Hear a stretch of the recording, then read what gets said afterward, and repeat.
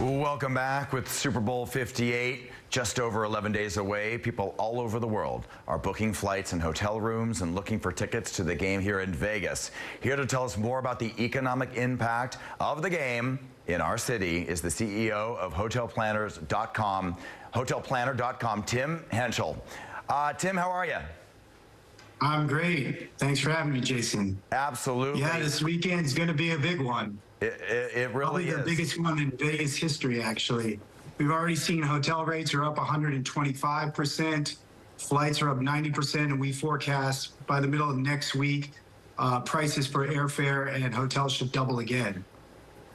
All right. Well, listen, do you have any tips? Because we all know it's going to be expensive. I mean, is there any way around this?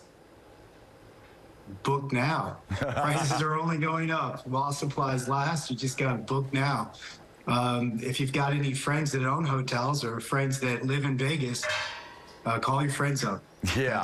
That's a good way to start. Yeah, sure. But it's going to be expensive, and it should be. I mean, this is historic. It's the first time the Super Bowl has ever been in Las Vegas. It's two big name teams. There's a lot of energy. Vegas just goes from strength to strength. You just had F1, and that hit record room rates for a sporting event in Vegas. And so luckily, I mean, the good news is a couple of new hotel casinos have opened up since then. So at least that helps a little bit with all the new increase in demand. But I really think that Vegas should just be proud of going from win to win and see where these rates can go. It's exciting. So have you noticed, you know, in the industry that you're in, have you noticed the Taylor Swift effect? Of course, we have to bring that up, right? It's, you know, it's part of our job description now. Is it really impacting attendance at Kansas City Chiefs games? And of course, I know it's going to affect Vegas. I think you've got some of that, but I think the other factors that I mentioned are bigger than that. The fact that the Super Bowl is coming to Vegas for the first time, the fact that Las Vegas is now on the map as a major sporting destination, all of the money MGM and the major casinos have put into the sporting venues. I mean, this has been 10 years in the making. So to give Taylor Swift all that credit seems a little bit ridiculous when we know billions of dollars went into infrastructure to make this possible. The Sphere, you know, is amazing. And Vegas just gets bigger and better every single month, every single year, especially when it comes to hospitality and big events. The biggest in the world go there. So the only other place that can rival it right now is Dubai. And, wow. You know, what the Saudis are trying to do with the Red Sea project is they just pledged to put $1.2 trillion. And you know how they got into golf and they're going to get into tennis.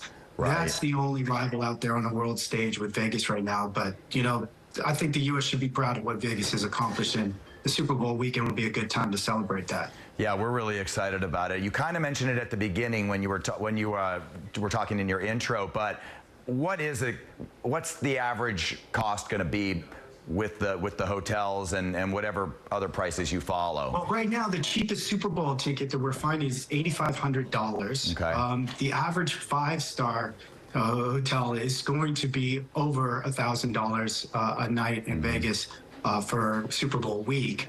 Yes, as you see, it's bringing 1 million new inbound travelers in. It's going to produce over $1 billion of revenue for the city.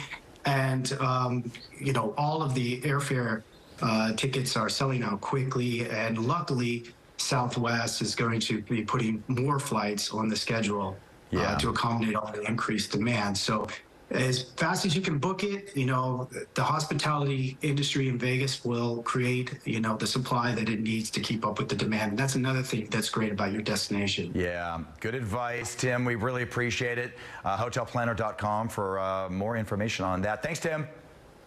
Thank you. Have a great one.